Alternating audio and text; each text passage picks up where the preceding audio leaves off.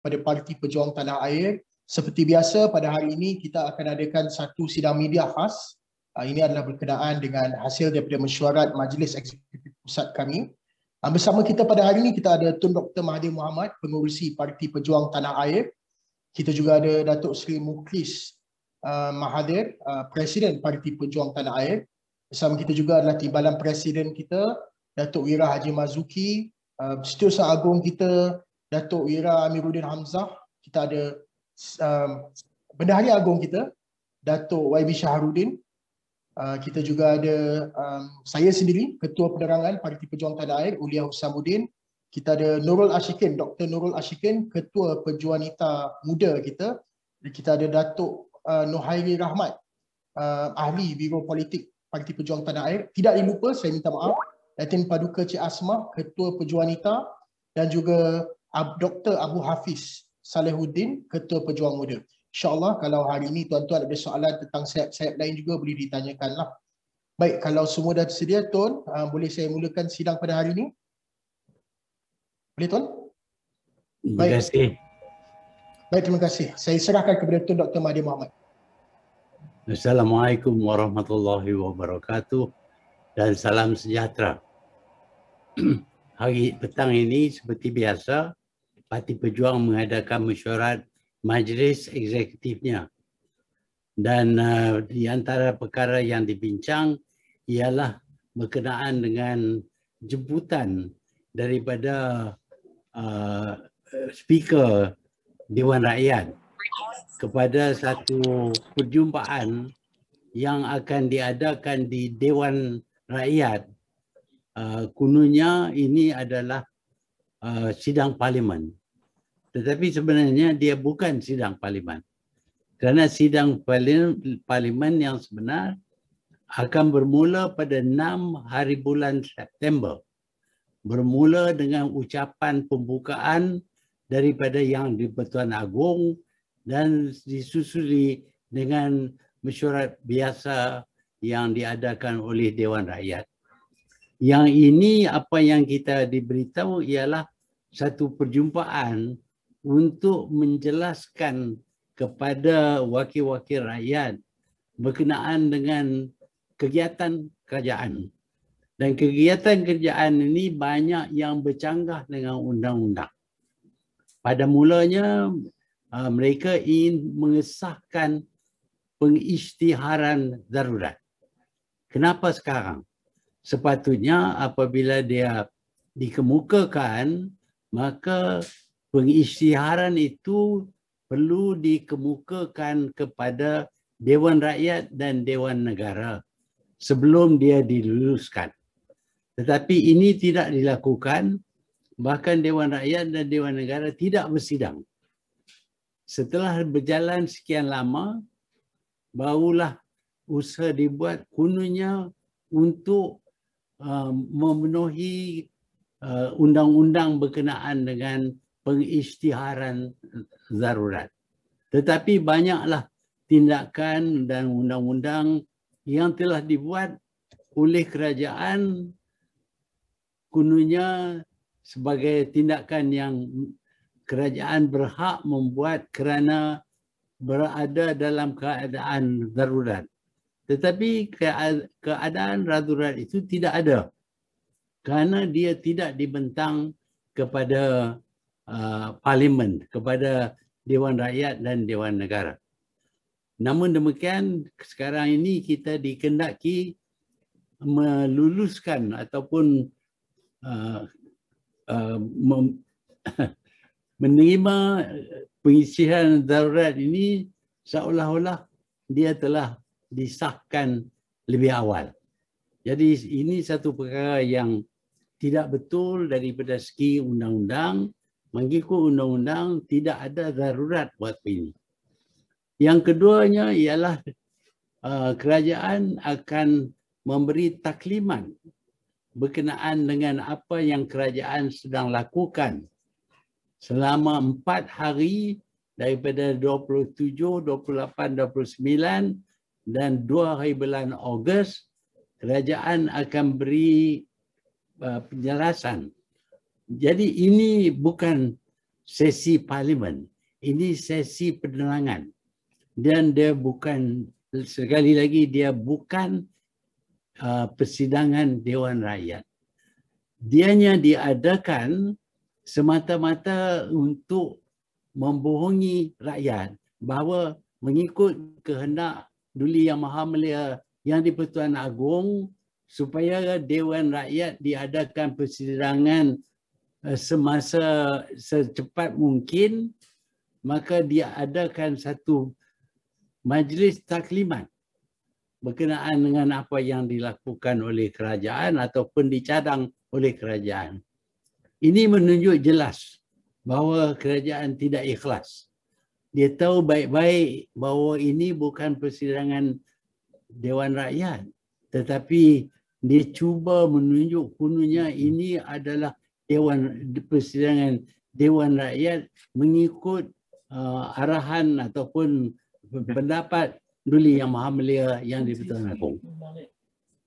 Pihak Parti Pejuang menganggap ini adalah satu pembohongan dan kita akan ambil tindakan yang sewajarnya. So you make sure the start video. Saya minta maaf. Okey. Saya minta tolong mute. Okey, teruskan Tun. Ya, jadi kita akan buat keputusan sama ada kita akan hadir ataupun tidak dalam sesi taklimat. Ini bukan ahli persidangan Dewan Rakyat. Kita juga dapati bahawa kerajaan nampak menumpu lebih kepada soal politik. Soal pengesahan tindakan-tindakan oleh rakyat. Penderitaan rakyat tidak diambil kira. Hari ini kita dapati puluhan ribu, bahkan ada pada satu hari 13,000 orang rakyat Malaysia telah dijangkiti dengan COVID-19 ini. 13,000. Satu angka yang amat besar. Juga kita sedar dan kita diberitahu bahawa ratusan orang yang amat tertekan kerana masalah-masalah yang dihasilkan oleh kerajaan seperti lockdown dan lain-lain, yang mana ramai mereka tidak dapat makanan, tidak ada duit, tidak boleh bekerja, tidak boleh buat apa-apa.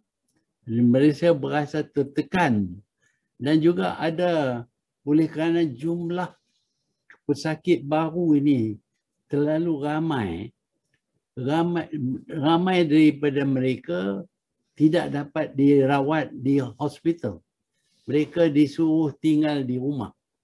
Bila tinggal di rumah, tak ada siapa yang merawat mereka. Keluarga mereka tidak boleh tolong mereka. Kerana kalau dekat dengan pesakit, mereka juga akan dapat jangkitan penyakit ini. Dan dengan itu, maka ada kalanya yang pesakit ini menjadi lebih teruk. Sampai tak boleh bernyawa, tak boleh bernafas. Bila tak boleh bernafas, tak boleh bernyawa, keluarga hanya boleh tengok saja. Tak boleh buat apa. Nak bawa ke hospital pun tak boleh. Nak panggil doktor pun sukar. Jadi mereka akan lihat keluarga mereka menderita, penat, tak boleh bernafas dan mungkin akhirnya meninggal. Inilah yang menekan keluarga mereka. Kadang-kadang pula dah sampai maut, mereka tidak boleh mandi mayat, tidak boleh kapan, tidak boleh sembahyang jemaah, sembahyang mayat pun. Ini amat menekan rakyat. Apa yang berlaku sekarang ialah perkara yang kita tak pernah lihat di Malaysia. Kita lihat ramai, terutamanya orang Melayu yang bunuh diri. Ini bukan budaya Melayu. Orang Melayu tak bunuh diri. Mereka orang Islam dilarang daripada membunuh diri. Tetapi demikianlah tekanan ke atas mereka sehingga mereka bunuh diri. Sepatutnya kerajaan ketepikan soal politik dan utamakan penderitaan rakyat. Saya telah bercadang supaya diadakan satu badan khusus yang bukan kerajaan, yang diberi kebebasan dan diberi dana untuk menangani masalah COVID ini. Pada waktu kita mencadang perkara ini, jumlah taklah begitu ramai. Cuma 6,000 ke bawah. Tetapi sekarang sudah meningkat kepada 13,000, 12,000. Jadi masalah sudah menjadi amat buruk. Tetapi kerajaan masih lagi nak teruskan usaha kerajaan nak menangani masalah jumlah pesakit ini begitu ramai. Mereka telah gagal. Rakyat berpendapat bahawa kerajaan ini gagal. Tapi orang yang gagal ini tubuh satu badan nak kononnya nak tangani masalah COVID.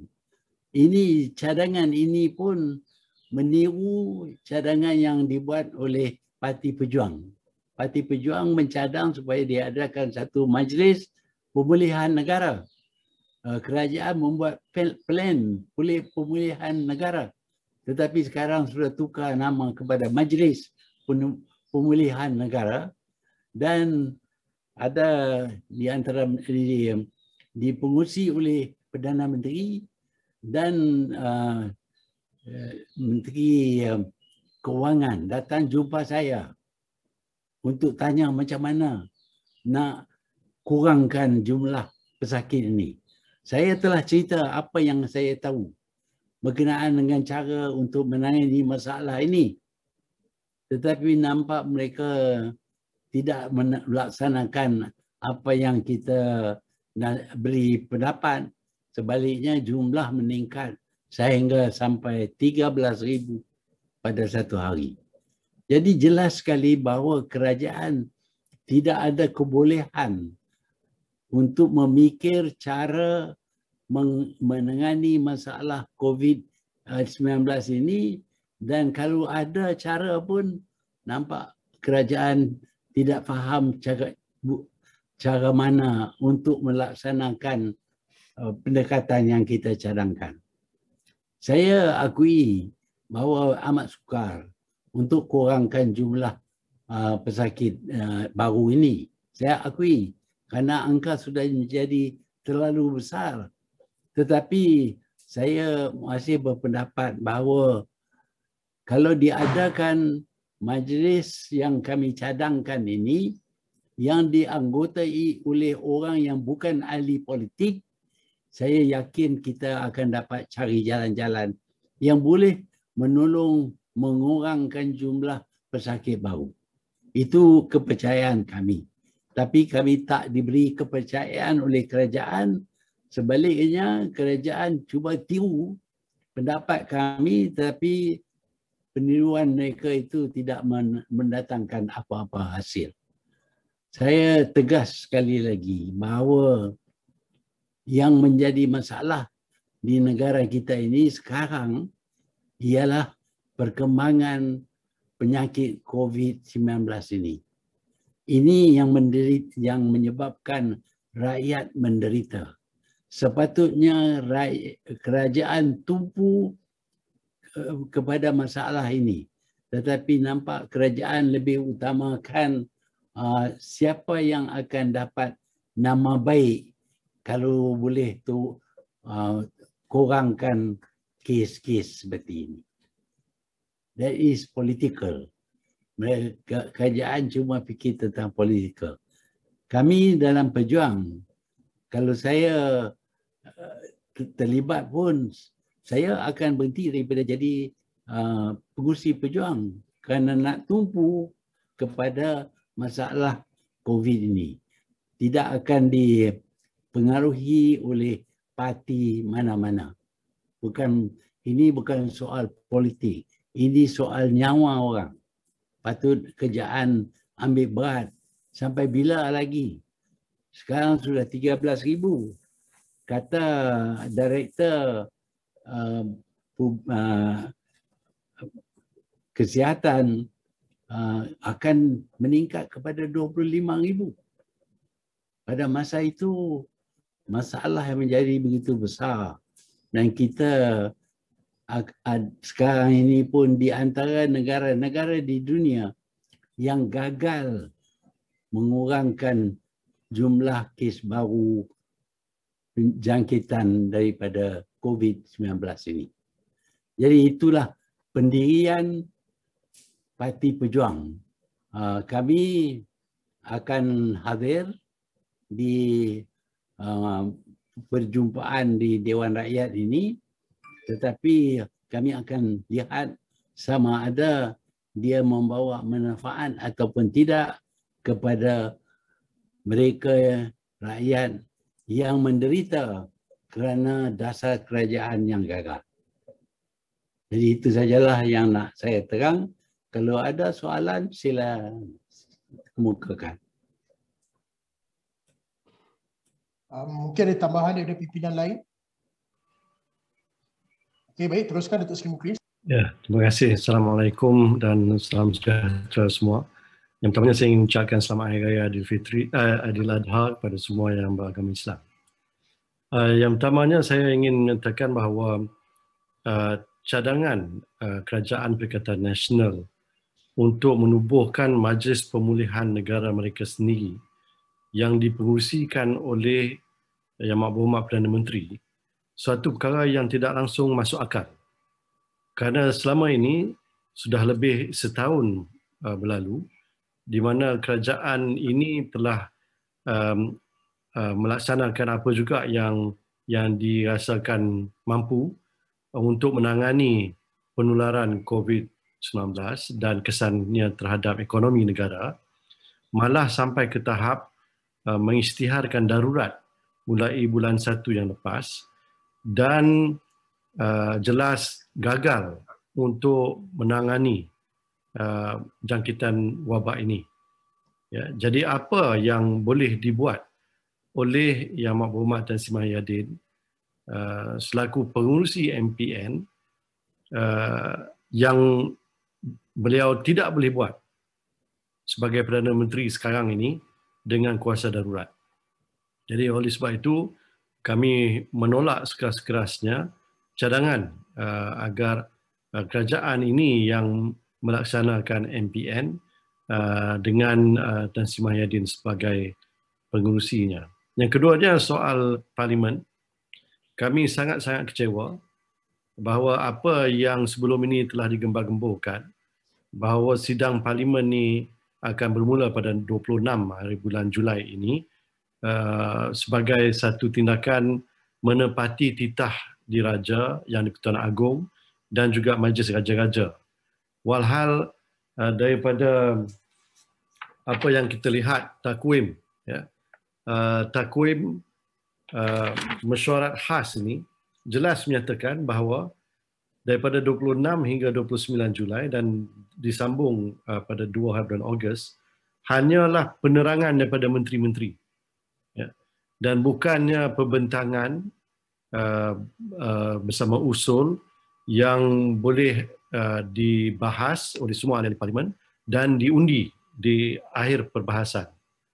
Jadi ini hanyalah satu sesi taklimat yang mana tidak boleh dianggap sebagai satu sidang parlimen, dan seperti mana yang Muhammad Tun sebut tadi, sidang parlimen pertama bagi penggal ke-14 ini dipanggil sebagai penggal ke-4, parlimen ke-14 hanyalah akan berlangsung mulai 6 September dengan pembukaannya oleh Yang di-Pertuan Agong. Jadi bukan ini yang kita nak. Ya, kita rasa sangat-sangat kecewa dan kita membantah sekeras-kerasnya tindakan kerajaan yang cuba untuk mengaburi mata rakyat dengan satu mesyuarat khas dan bukan sidang parlimen seperti mana yang kita harapkan. Okay, itu saja. Okey, baik. Terima kasih Datuk Seri. Saya buka kepada soalan. Saya rasa yang pertama datang daripada Geraldine.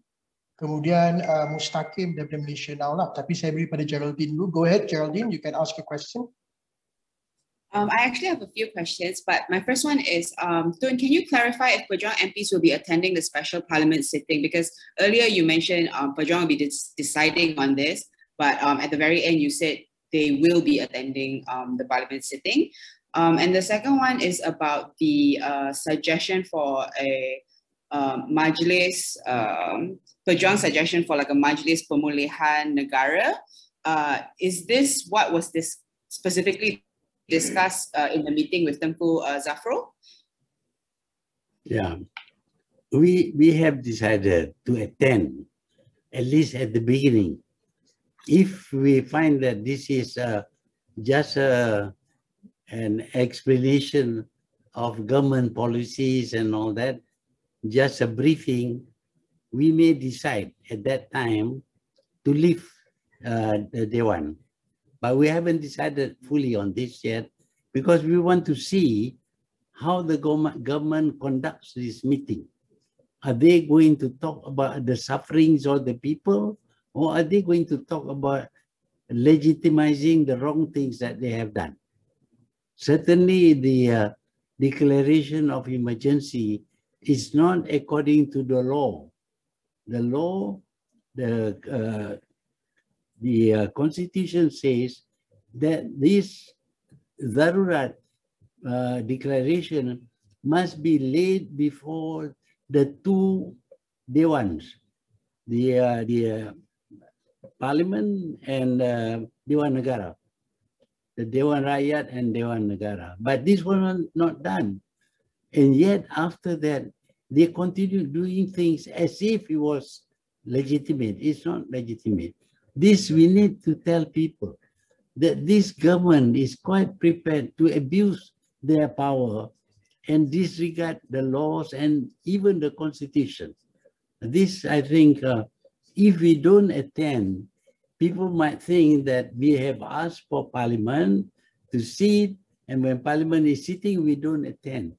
But we want to show that this is not a sitting of Parliament. That is important. The other thing is with regard to our proposal to set up a special body that is given power to handle the problem caused by the pandemic. Now, the government has been handling this problem on their own. There are a lot of politicians and of course there are a few professionals involved, but it is quite clear that the situation is getting worse and worse.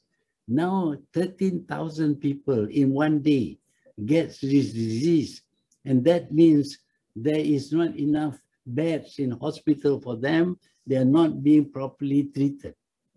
But still, when we suggested this special body, the government steals this idea and want to set up their own organization headed by a prime minister who has not been able to show any success in terms of handling the problem. Why should you not accept outside views?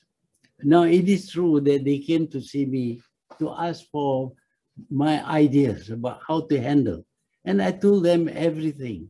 But learning how to handle and actually doing it are two different things. You can have a policy, but if you don't know how to implement the policy, it doesn't yield any result. And this is what we are seeing. After coming to see me, after I told them what needs to be done, they are not done properly, or they are not done at all.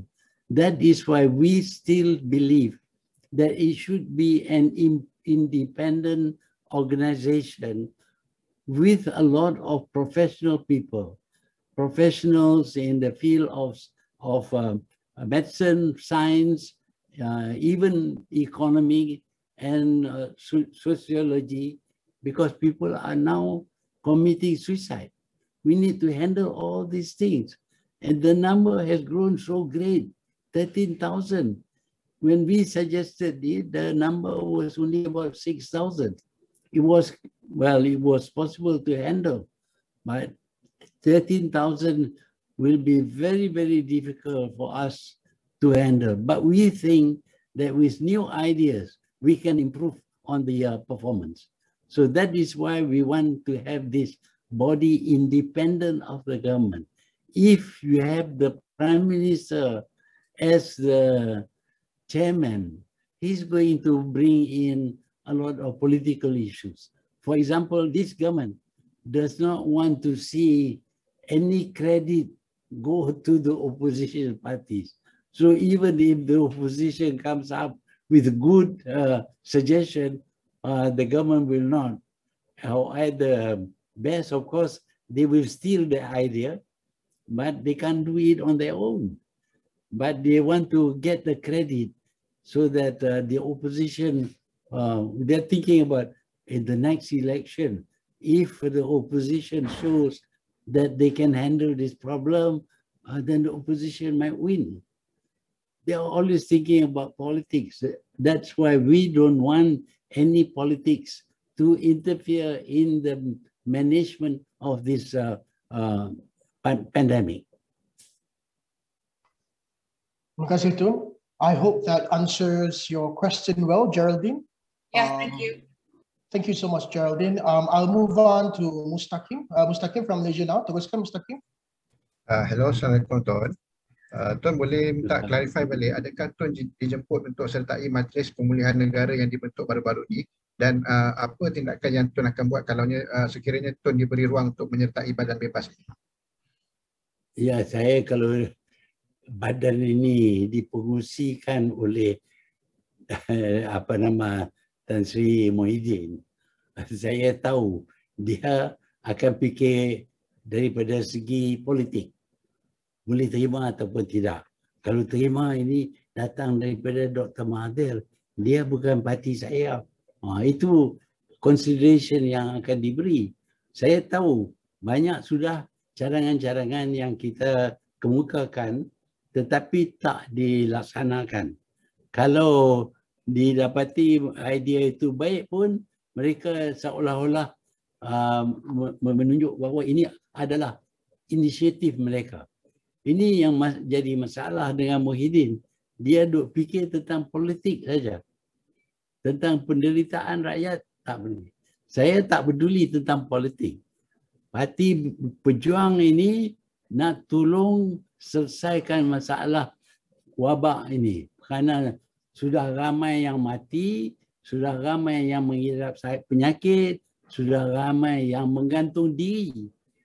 Dan mereka menderita, tak ada makanan, tak ada pertolongan tak datang daripada kerajaan. Mereka kononnya belanja 600 bilion ringgit. Tetapi saya tak tahu siapa yang dapat. Terima kasih. Terima kasih, Tun. Terima kasih kepada Mustaqim. Saya harap jelas. Saya kira Pejuang dah bercakap berulang kali. Saya Tun pun dah sebut, Tok Muklis pun dah sebut, saya sendiri pun dah disebut sebelum ini. MPN yang Perikatan Nasional buat ni bukan MPN yang seperti kami cadangkan dahulu.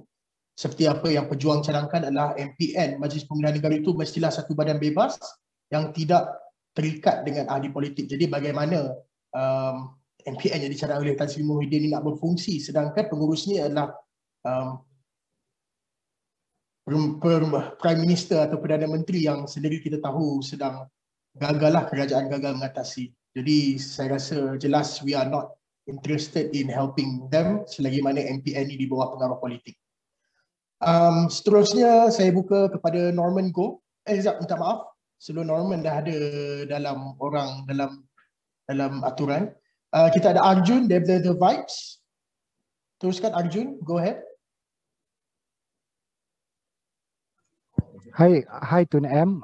I just want to ask, what do you think of the Secretariat Solidariti Rakyat call to protest on July 31, given that Pejuang was also involved in the Buka Puasa Parliament movement recently? Thank you. Yeah, we need the support of the people.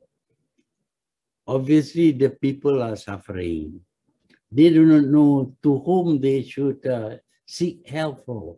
The government is not giving any help to them.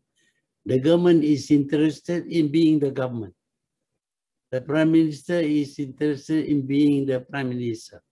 That is all. So how do we help the people? People are killing themselves. They are suffering. We should focus on that. And to do that, there are lots of ways that we can do, which can at least reduce the sufferings of the people. I think that we could reduce the number of new cases every day. Every day, 13,000. Where are we going to put them? They cannot be in the hospital. If every day we admit 13,000 people, obviously we wouldn't last even one day. So we want to help the government tackle this, but we want to be free of government bureaucracy and government politics. But the government is only interested in, oh, we should get the credit because this is good for their politics. We may fail. We are suggesting this thing that we take over and run this thing on our own. Of course, we still need government funding, but we think we have ideas that can help. In fact, the government itself thinks that we have some ideas, which is why they send the Minister of Finance to see me to ask me what they can do to deal with this pandemic. I told them everything. I didn't hold back on anything because I think this is good for the people. If the government can do it, well, go on, do it. But we can see that the government has no capacity to implement ideas that we have given to them.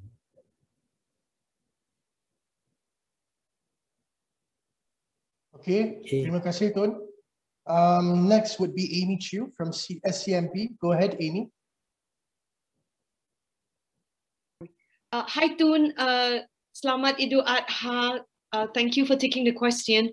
Some of the suicides that you've mentioned are also linked to joblessness, business failures, loss of income. Would you say that the current economic situation is worse than the 1997 Asia financial crisis? And secondly, what do you propose on how to handle this really decline in the economy amid a raging pandemic?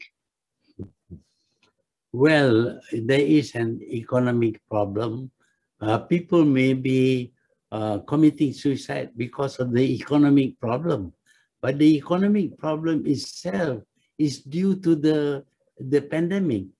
People cannot work, cannot earn money. People cannot do any business. They are stopped from this. And then the behavior of the government is such that people wanting to see the ministers wouldn't see them. I don't know why.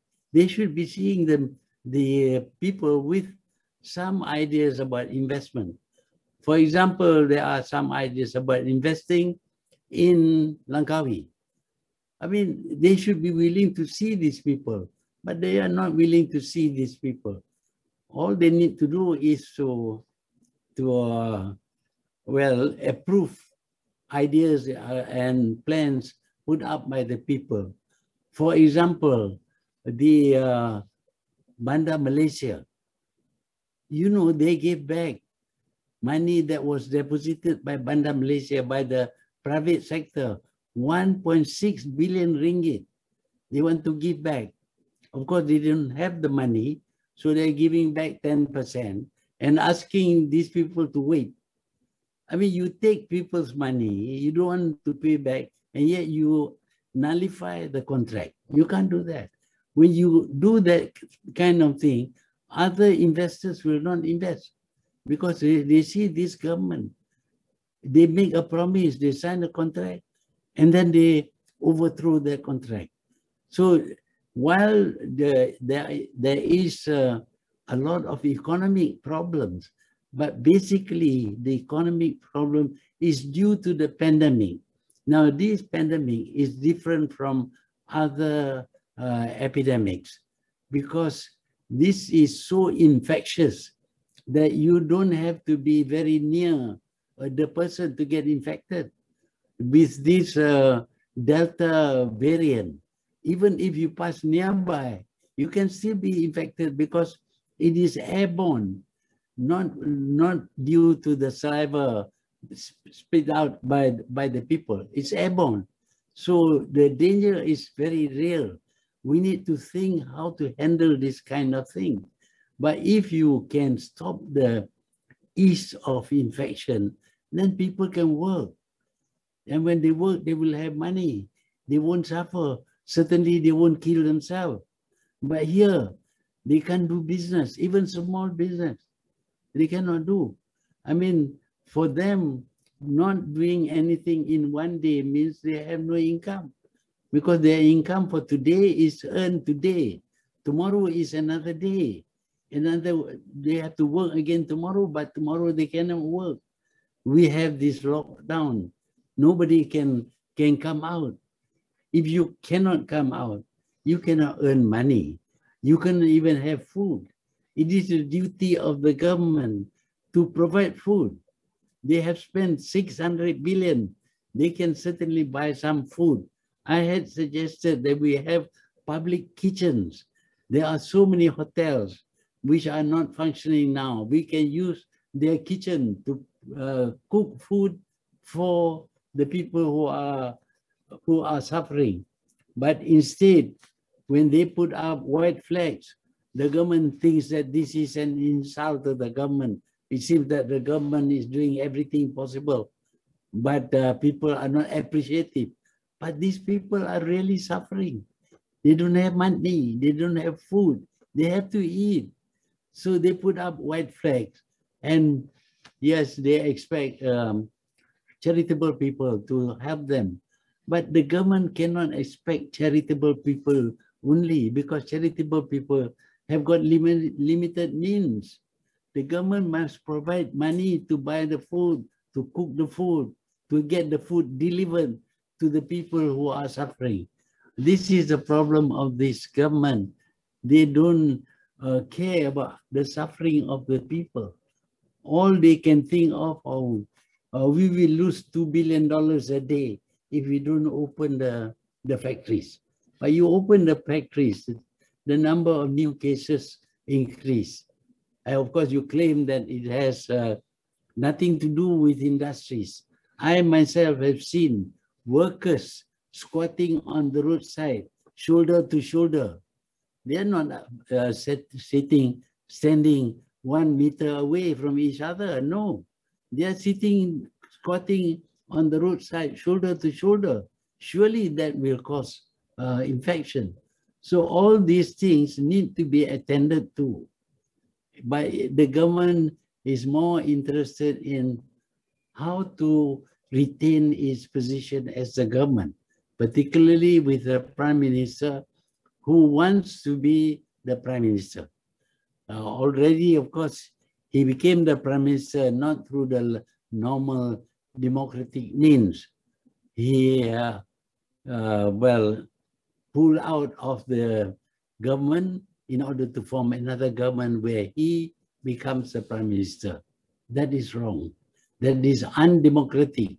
It may be legal at this moment because we allow people to jump from one party to another.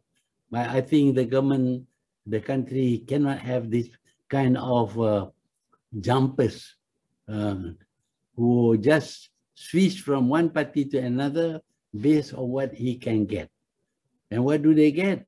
From my party, 6 of my members went over to Muhyiddin because he offered them as ministers.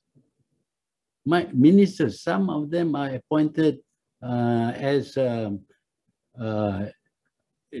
senators so that they can be made ministers.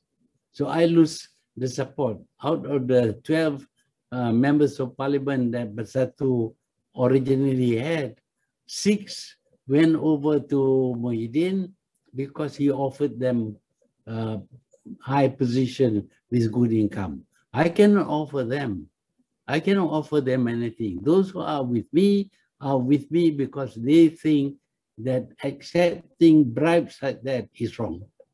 So you can see the link between the economic performance and the disease and the subsequent corruption of the government. Thank you, Tun. All right, thank you, Amy. Seterusnya, I'd like to give it to Joe from the Star. Go ahead, Joe. You can ask your question. Thanks. Hi, Tun. You mentioned several times that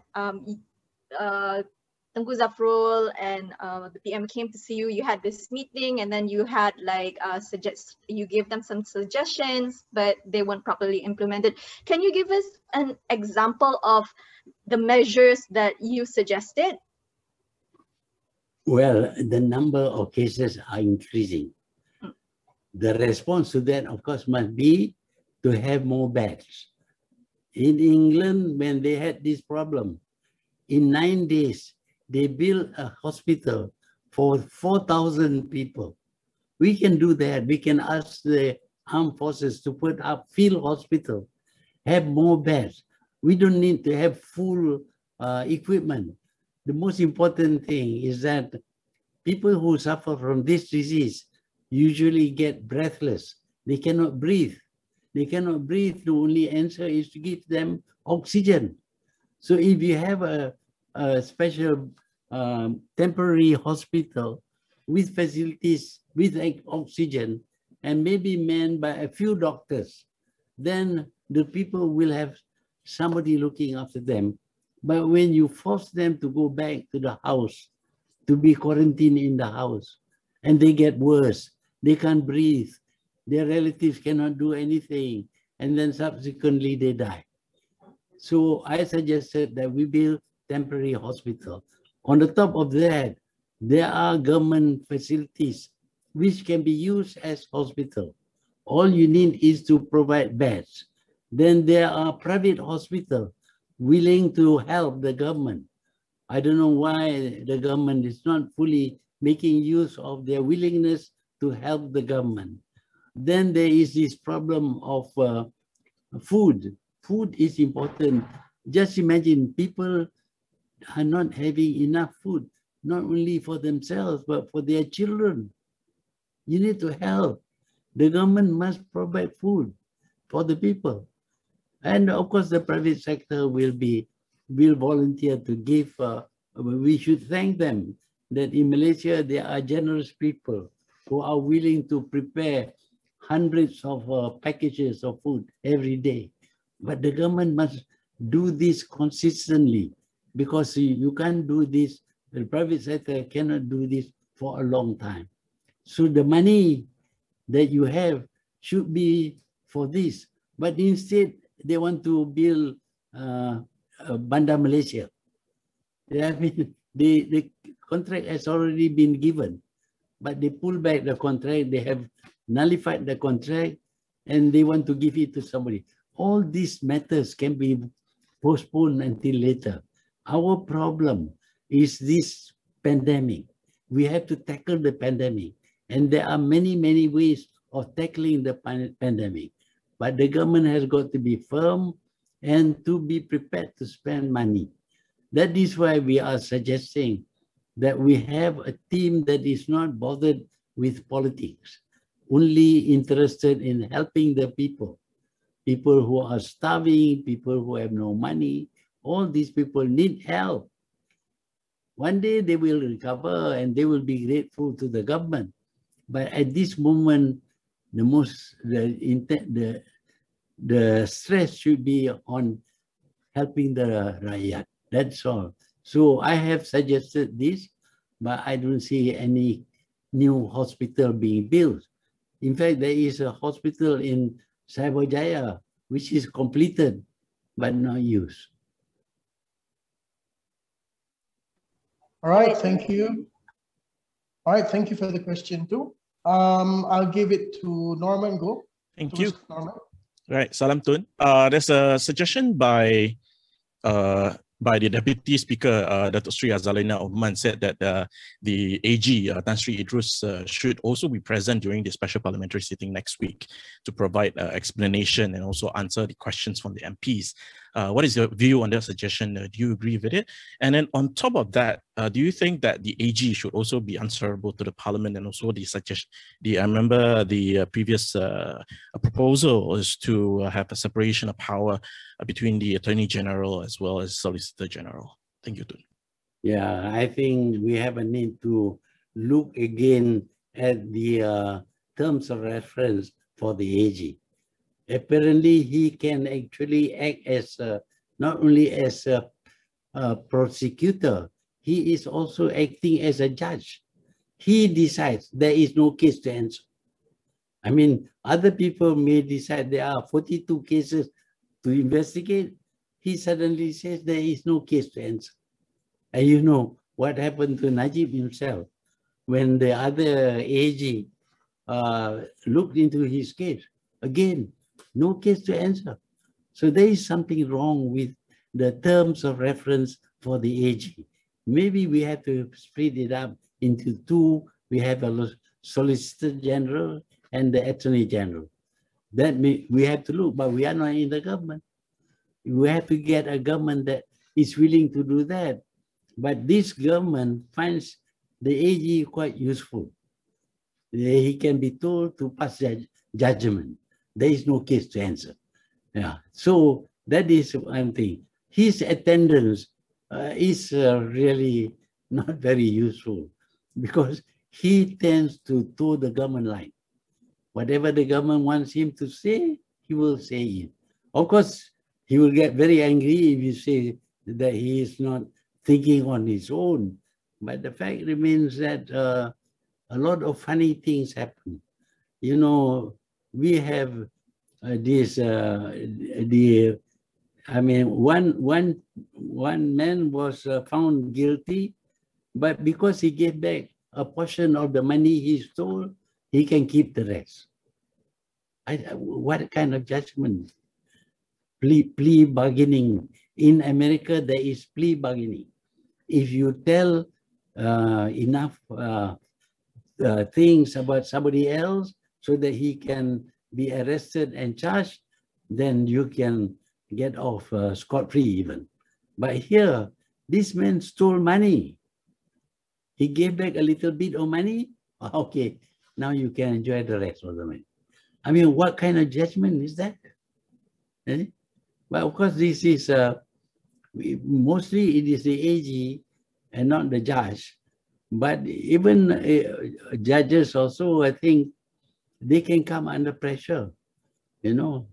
Of course, a lot of people say I used to pressure the judge, but I have explained that I didn't pressure the judges, but nevertheless, those who were opposed to me, but later on became my friends, they decided that I was influencing the judiciary. But what you suggest will only work if we have a government that is honest. This government is not honest. The only way that Muhyiddin was able to become prime minister is to come through the back door. And then when he came through the back door, he didn't have enough supporters.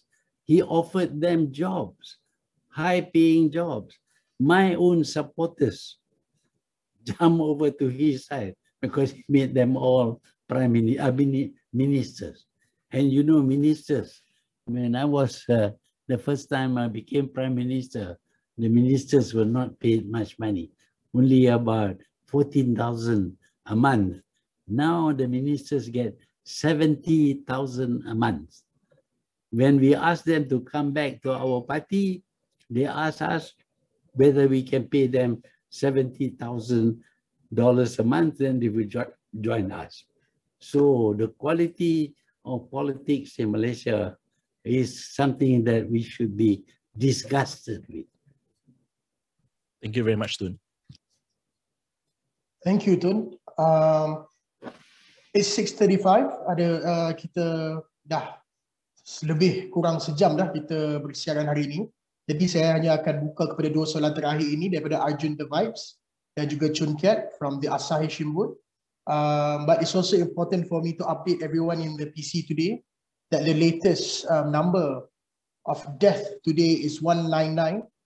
That's extremely high. And I don't see any way through this if the government still continues to repeat what they failed to do. All right, second last question. Arjun, the Vibes, go ahead, ask your question. Hello, Tun. I just wanted to ask with regards to what you said about the AG, why didn't Pakatan Harapan make those changes to the terms of reference for the AG? Because if we are not mistaken, there were concerns, for example, when Lim Guan Ying's case was dropped that time. So perhaps, Tun, you could give an explanation on that. And my second question is, do you see similarities with UMNO pulling support from Perikatan Nasional and the Sheraton move, which saw your resignation? And does this mean that, you know, Muhyiddin does not have the proper mandate to govern now, despite there not being a no confidence vote? Thank you, Tun. Well, we had to change. When Pakatan Harapan became the government, we had to drop the previous AG. That was the AG who declared that Najib had no case to answer. Obviously, later on, another AG and another judge came on, and Najib was found to be guilty of 7 charges, sentenced to 57 years jail, reduced to 12 years jail. And now he's appealing. So obviously, Najib was guilty, but we had an AG who said Najib has nothing to answer. So because of that, we had to change. And we took a man from the private sector, not a government servant, because some of them have been undermined. Their morality have been undermined by the government. So we bring in a private sector lawyer to become the AG. But of course, his role is still the same, under the same law. He is free to make decisions.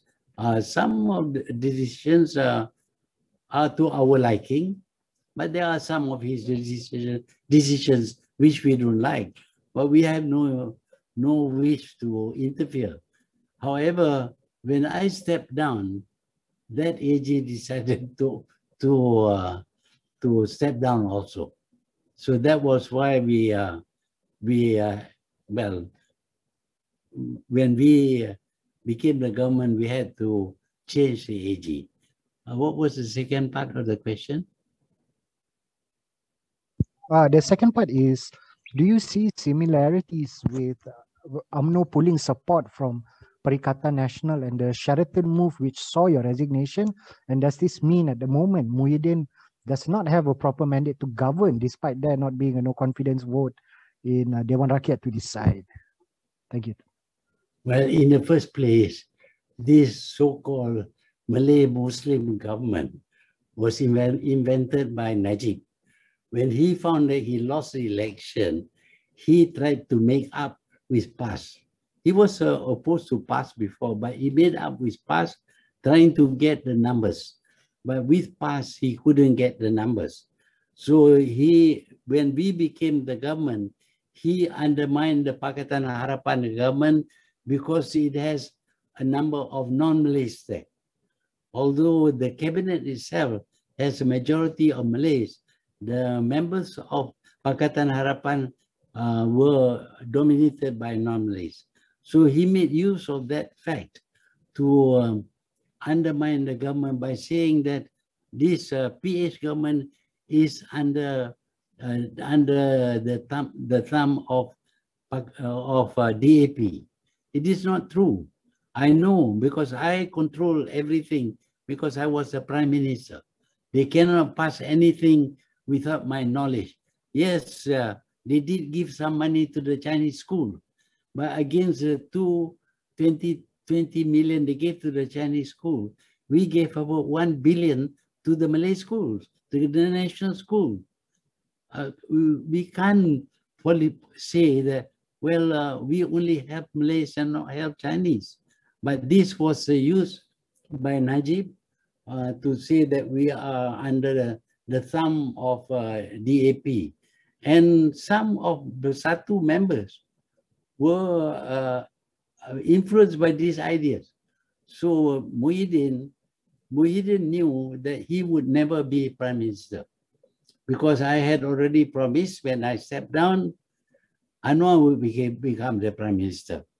So if Anwar becomes the Prime Minister, I don't think he's going to nominate Muhyiddin as his deputy. So Muhyiddin didn't have a chance to become Prime Minister.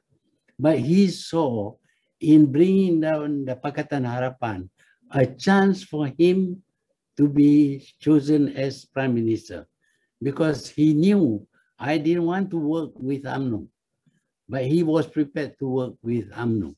So that is why when I refused to join and I resigned, because the Pakatan Harapan is no longer the government. So even if I stayed on, I cannot be the Prime Minister. But when I resigned, Muhyiddin saw a chance for him to become Prime Minister. And Najib cannot claim to be a Prime Minister, nor could UMNO, because to entice Muhyiddin to leave Pakatan Harapan, to take along with him Bersatu, they had to offer him the position of Prime Minister. But once he is there, they thought they could make use of him in order to escape punishment for the crimes that they had committed. But of course, Muhyiddin, I asked Muhyiddin, are you going to interfere? He said, no, he wouldn't interfere. But although he did not interfere in the case of Najib, but he did interfere in the case of Musa Aman, or at least during his time, these people got away. Musa Aman, Riza Aziz, and recently somebody else, Tugunan, all of them are getting away free. And now, of course, they want to fix Guading. That depends upon the law. I'm not interfering. I don't think we should interfere. It goes according to the law. But Muhyiddin's position is entirely due to his willingness to pull out of Pakatan Harapan and join UMNO to form a new government. Not because UMNO likes him, but that is the bribe they had to give to him. Thank you, Tun. Before I move on to the last question to Chun Kiat, I think I'd just like to also point out to Arjun that when we were government together with Pakatan Harapan, of course, Tun was the Prime Minister and it was a collective decision by the cabinet. There were also some reforms which are in the pipeline. For example, reforms like Undi 18, reforms like similar to AUKU, reforms on the Political Fund Act. That was all in the pipeline, but unfortunately we were cut short of the administration, and I think that's why one of the reasons why we can't really deliver as what we've planned to initially. But thank you for the question, Arjun. I'm going to go to Chun Kiat. Chun Kiat from the Asahi Shimbun. Please do ask your question before. Hello, hi. Yes, go ahead. Bye. Yeah, hi. Hi, good evening, Tun. Tun, just wanted to ask you two questions. The first question is, today we heard that Malaysia has recorded 199 deaths. So we want to hear from you, what do you have to say about this? The second question is, you have been a long-term advisor and friend to Japan, and Japan is holding the Tokyo Olympics now, and there is a lot, I mean, recently we heard about COVID cases happening inside the Olympic Village. So do you think the Olympics should have been postponed or cancelled, in your own opinion? Thank you. Thank you. Well, the number of deaths is frightening. It may even go higher up. It is because you are not handling things properly. When you have a big number of cases, you cannot give them places in the hospital. So some of them may show very simple symptoms, but it can get worse.